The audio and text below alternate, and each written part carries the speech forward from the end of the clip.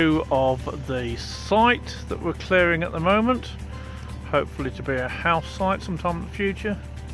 That's the road going off up the hill to the top of the mountain, panning round to the setting sun.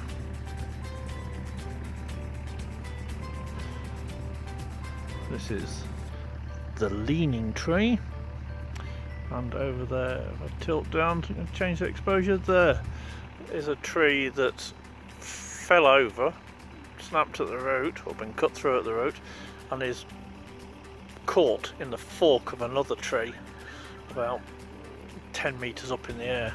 It's a colossal tree, just hanging there mid-air, which is entertaining.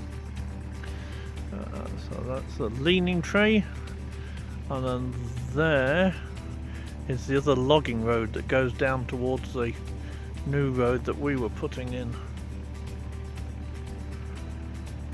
Collection of tree ferns and some that I've transplanted. There's the road coming up.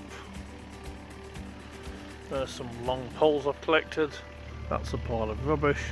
That's a pile of fencing poles. That's the ute. That's the log pile that we've pulled out as we've cleared this. Logs of the substantial size left over by the loggers when they did there. And there's the Yanmar ticking over, cooling down. Have a good day.